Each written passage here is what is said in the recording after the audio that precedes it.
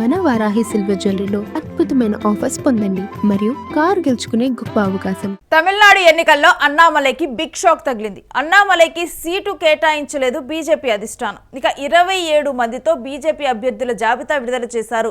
ఎన్నికల ప్రచారానికి ఇప్పుడు అన్నామలై దీంతో దూరంగా ఉన్నారు. ఎన్నికల ప్రచార బాధ్యతలు తాను తీసుకోలేదు, తనకు సీటు కేటాయించకపోవడంతో కేంద్ర మంత్రి చర్చలు జరిపినా గానీ అన్నామలై మాత్రం అలక వీడలేదు. ఇక అధ్యక్ష పదవి నుంచి తప్పించటము, సీట్ల కేటాయింపు విషయంలో కూడా అన్నామలై అసంతృప్తితో ఉన్నారు. ఇప్పుడు పళనిస్వామి అన్నామలై మధ్య విభేదాలు ఉన్నాయి. ఇటు గౌండర్ సామాజిక వర్గం నుంచి వీళ్ళిద్దరూ కూడా పళనిస్వామి అన్నామలై ఇద్దరు కూడా బలమైన నేతలుగా ఉన్నారు. బీజేపీ అధ్యక్షుడు నైనార్ నాగేంద్రన్ పళనిస్వామికి సన్నిహితుడు. సత్తూరు నుంచి ఇప్పుడు ఇటు నాగేంద్రన్ పోటీ చేయనున్నారు. బీజేపీ చీఫ్ నాగేంద్రన్ ఇటు మైలాపూర్ నుంచి తమిళసై పోటీ చేస్తూ ఉన్నారు. డిఎంకే అన్నా డిఎంకే మధ్య అయితే ఇక్కడ హోరాహోరీ పోరు నెలకొని ఉంది. అన్నామలై మాత్రం అసంతృప్తితో మాత్రం ప్రచారంలో పాల్గొనటం లేదు. ఈ నెల 23న తమిళనాడు ఎన్నికలు జరగనున్నాయి. అన్ని పార్టీలు కూడా ప్రచారంలో నిమగ్నం అయిపోయాయి. ఈ అంశం గురించిన డీటెయిల్స్ మా ప్రతినిధి కిరణ్ అడిగి తెలుసుకుందాం. ఎస్ కిరణ్, అన్నామలై అలకపోయినట్లుగా తెలుస్తోంది, పూర్తి డీటెయిల్స్ ఏంటి? తమిళనాడు ఎన్నికల్లో బీజేపీ మాజీ అధ్యక్షుడు అన్నామలైకి ఊహించని షాక్ తగిలింది. ఏదైతే అన్నామలైకి బీజేపీ అధిష్టానం టికెట్ కేటాయించలేదు. దాదాపు అన్నాడీఎంకే కూటమిలో ఉన్న బీజేపీకి 27 అసెంబ్లీ టికెట్లు కేటాయించడం జరిగింది. అయితే 27 అసెంబ్లీ టికెట్లో ఎక్కడ కూడా అన్నామలై పేరు లేదు, అన్నామలైకి సీటు కేటాయించలేదు అనే ప్రచారం అయితే ఊపందుతుంది. ఎందుకంటే 27 మంది అభ్యర్థుల జాబితా మన యూట్యూబ్ పైన స్క్రోల్ అవుతుంది. 27 మంది అభ్యర్థుల జాబితాలో ప్రధానంగా సాతూర్ నుంచి బీజేపీ అధ్యక్షుడు నైనార్ నాగేంద్రన్ పోటీ చేస్తున్నారు. మరోపక్క మైలాపూర్ నుంచి మాజీ గవర్నర్, తెలంగాణ గవర్నర్ గా పనిచేసిన తమిళసై పోటీ చేస్తున్నారు. ఇక్కడ ప్రధానంగా 234 అసెంబ్లీ స్థానాల్లో అన్నాడీఎంకే కుటుంబంలో ఉన్న బీజేపీకి 27 సీట్లు కేటాయించడం. ఈ 27 సీట్లలో కూడా ఎక్కడ కూడా అన్నామలై పేరు పరిగణలోకి తీసుకోకపోవడం బీజేపీ రాజకీయ వర్గాల్లో ఒక చర్చ అయింది. ఇప్పటికే అన్నామలైని బీజేపీ అధ్యక్ష పదవి నుంచి తప్పించడం, మరోపక్క ఎన్నికల ఇన్ఛార్జ్ గా దాదాపు ఒక పార్లమెంట్ సెగ్మెంట్ లో ఆయన్ను ఎన్నికల ఇన్ఛార్జ్ గా నియమించినప్పటికీ కూడా ఆయన ప్రచారంలో పాల్గొనలేదు. మరోపక్క తన తండ్రికి ఆరోగ్యం బాగలేదంటూ ఆయన ఎన్నికల ప్రచారానికి దూరంగా ఉంటారంటూ నేరుగా మోడీకి లాగరేశారు. అయితే ఇక్కడ ప్రధానంగా ఎన్నికల బీజేపీ అధ్యక్ష పదవి నుంచి ఆయన్ని తప్పించడం, మరోపక్క ఎన్నికల్లో ఒంటరిగా పోటీ చేయడం వల్ల బీజేపీకి ఓటింగ్ శాతం పెరిగే అవకాశం ఉందంటూ అన్నామలై చెప్పినప్పటికీ కూడా బీజేపీ అధిష్టానం వినిపించుకోలేదు. మరోపక్క అధ్యక్ష పదవి నుంచి తప్పించిన తర్వాత ఏదైతే పళనిస్వామికి అత్యంత సన్నిహితంగా ఉన్న నైనార్ నాగేంద్ర బీజేపీ అధ్యక్ష పదవి వరించడం, బీజేపీ అధ్యక్షుడు నైనార్ నాగేంద్ర అయిన తర్వాతనే అన్నాడీఎంకే బీజేపీ మధ్య పొత్తు చిగురించింది. ఈ పొత్తు కోసమే అన్నామలైని బీజేపీ అధ్యక్ష పదవి నుంచి తప్పించారంటూ గతంలో ప్రచారం నడిచింది. అయితే కోయంబత్తూరు ప్రాంతం నుంచి ఏదో ఒక అసెంబ్లీ నియోజకవర్గంలో అన్నామలై పోటీ చేస్తారంటూ ప్రచారం జరిగింది. అయితే ఆ ప్రచారం ఒకసారి మనం బీజేపీ అభ్యర్థుల జాబితా వచ్చిన తర్వాత ఆ ప్రచారం అంతా ఒట్టి ప్రచారమైనా తెలిపింది. నేరుగా ఇప్పటికైతే 27 అసెంబ్లీ స్థానాల్లో ఎక్కడ కూడా అన్నామలైకి పోటీ చేసే అవకాశం లేదు, సీటు లేదు, ప్రచారం లేదు.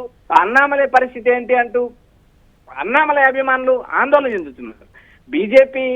బీజేపీ అధికారంలోకి వస్తున్నట్టు గతంలో తన ఐఏఎస్ పదవికి రాజీనామా చేసి రాజకీయాల్లోకి వచ్చిన అన్నామలై ఎట్టకేలు చివరికి బీజేపీ అధిష్టానం సూచనతో ఆయన రాజీనామా చేశారు. రాజీనామా చేసిన తర్వాత ఆయన అసంతృప్తితో రాజకీయాలకు దూరంగానే సైలెంట్ గా ఈ మధ్య కాలంలో నేరుగా ఏదైతే ఒక టెన్నిస్ కోర్టులో టెన్నిస్ ఆడుతున్న అన్నామలై దగ్గరకు నేరుగా ఒక కేంద్ర మంత్రి పోయి సంప్రదింపులు జరిపారు. అయితే సంప్రదింపులు జరిపిన తర్వాత కూడా ఆయన తమిళనాడు అసెంబ్లీ ఎన్నికల్లో ప్రచారం చేసే పరిస్థితి లేదంటూ కుండబద్దలు కొట్టారంటూ ఒక ప్రచారం అయితే నడుస్తుంది. మరోపక్క కేంద్ర మంత్రి బుజ్జగించిన తర్వాత ఆయన పుదుచ్చేరి అసెంబ్లీ ఎన్నికల్లో ప్రచారాన్ని పాల్గొన్నారు తప్పితే తమిళనాడులో జరుగుతున్న ఏ ఒక్క అసెంబ్లీ స్థానంలో కూడా ఆయన పర్యటించలేదు. అభ్యర్థులకు మద్దతుగా ధీటుగా కూడా ప్రచారం చేసిన నేపథ్యం లేదు. ప్రస్తుతం కూడా ఏదైతే మోడీ శిష్యుడిగా పేరు పొందిన అన్నామలై ప్రస్తుతం బీజేపీ పైన అటు కేంద్ర ప్రభుత్వం తీరు పైన కూడా ఆయన అసంతృప్తితో ఉన్నారంటూ ఒక రాజకీయ ప్రచారం ఊపందుకుంది. రేణు,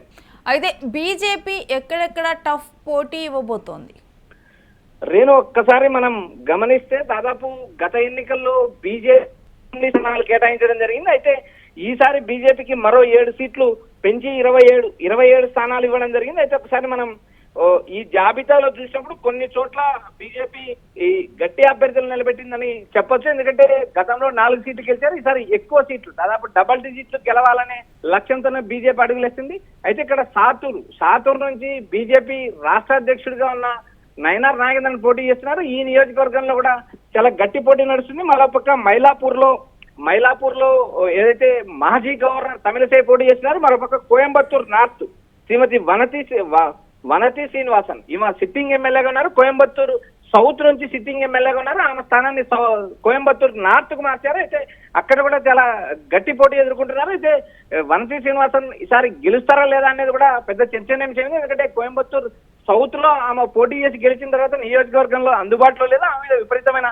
అసంతృప్తి ఉన్న తర్వాత ఏదైతే గౌండర్ సామాజిక వర్గానికి సంబంధించిన వనతి శ్రీనివాసన్ నియోజకవర్గం మార్చారో గతంలో బీజేపీ మహిళా ఉపాధ్యక్షురాలుగా పనిచేసిన అనుభవం ఉంది. బీజేపీకి కోర్ ఏదైతే అటు నరేంద్ర మోడీ అమిత్ షా కూడా అత్యంత సన్నిహితంగా మెలిగే వనతి శ్రీనివాసన్ ఈ ఎన్నికల్లో గెలుస్తారా లేదా అనేది వేచి చూడాలి. మరోపక్క తమిళసై కూడా మాజీ గవర్నర్ గా పనిచేసిన తమిళసై మైలాపూర్ నియోజకవర్గంలో పోటీ చేస్తున్నాయి. ఆమె గెలుపు ఓటములు ఎలా ఉంటాయని కూడా మనం ఒకసారి గమనించాలి. అయితే ఇచ్చిన 27 మంది జాబితాలో కొంత మేరకు బలమైన అభ్యర్థులకు సీట్లు కేటాయించిన వీరు ఎన్నికల్లో ఉన్న పోటీని తట్టుకొని ఏదైతే డిఎంకే బలమైన కార్యవర్గం బలమైన నేతలను పోటీకి దింపిన ఈ నియోజకవర్గాల్లో బీజేపీ ఏ మేరకు విజయం సాధిస్తుందని చూడాలి. మరోపక్క 27 అసెంబ్లీ స్థానాల్లో బీజేపీ పోటీ చేసిన 27 అసెంబ్లీ స్థానాల్లో కూడా డిఎంకే ఖచ్చితంగా గెలిచి తీరాలంటూ స్టాలిన్ తన పార్టీ కార్యకర్తలకు నేతలకు కూడా ఇప్పటికే ఆదేశించారు. అయితే రాబోయే ఈ నెల 23న జరగబోయే ఎన్నికల్లో విజయం ఎవరి వైపు ఎటు మొగ్గుతుందా అనేది మనం మే 4 వరకు వేచి చూడాలి. రేపు right Kiran, stay with us. మీ దగ్గర నుంచి మరిన్ని డీటెయిల్స్ తీసుకుంటాం. ఇక తమిళనాడులోనైతే ఎన్నికలకు సర్వం సిద్ధమవుతూ ఉన్నారు. అందరూ కూడా హోరాహోరీ ప్రచారాల్లో పాల్గొంటూ ఉన్నారు. అలాంటిది బీజేపీ తరఫునైతే అన్నామలై మాత్రం ఇటు ప్రచారానికి రావటం లేదు. తనకి సీటు కేటాయించకపోవటం మీద కూడా తీవ్ర అసంతృప్తిలోనైతే అన్నామలై ఉన్నారు.